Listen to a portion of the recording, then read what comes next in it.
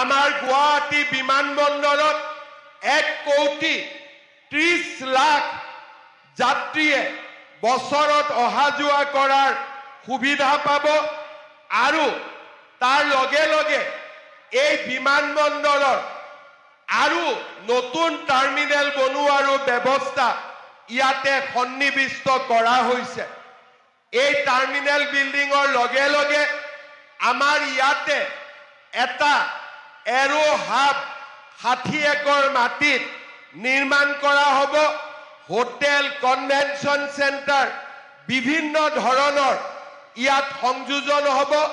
নিবনুৱা যুৱক যুৱতীক কৰ্ম সংস্থাপনৰ বাবে MRO, পাইলট ট্ৰেইনিঙৰ বাবে সিমুলেশ্যন চেণ্টাৰ, এনে বহুত ব্যৱস্থাই এই গুৱাহাটী বিমানবন্দৰত আমি দেখা পাম। প্ৰধানমন্ত্ৰী নৰেন্দ্ৰ মোদী ডাঙৰীয়াৰ প্ৰচেষ্টাত আজি আমাৰ ৰাজ্যখনে চৌদিশে আগবাঢ়িছে। যোৱাবাৰ তেখেত আমাৰ মাজলৈ আহিছিল, আমাক গুৱাহাটী ৰিং ৰোডৰ উপহাৰ দিছিলে।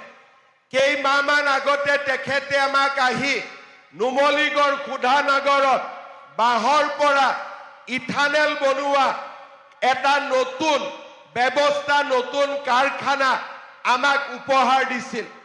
এইবাৰ প্ৰধানমন্ত্ৰী নৰেন্দ্ৰ মোদী ডাঙৰীয়াই গুৱাহাটী বিমানবন্দৰৰ টাৰ্মিনেল উদ্বোধনৰ লগে লগে অহাকালি তেখেতে নামৰূপলৈ যাব আৰু নামৰূপতো 12 লাখ মেট্ৰিক টন উৎপাদন কৰিব পৰা এটা সাৰ কাৰখানাৰ ভূমি পূজন প্ৰধানমন্ত্ৰী ডাঙৰীয়াৰ কৰকমলেৰে আৰম্ভ হ'ব। আজি আমাৰ বাবে, অসমৰ বাবে এটা ডাঙৰ গৌৰৱৰ দিন যে অহাকালি প্ৰধানমন্ত্ৰী নৰেন্দ্ৰ মোদী ডাঙৰীয়াই গুৱাহাটীৰ বৰাগাঁৱত অসম আন্দোলনৰ জাতীয় শ্বহীদসকলৰ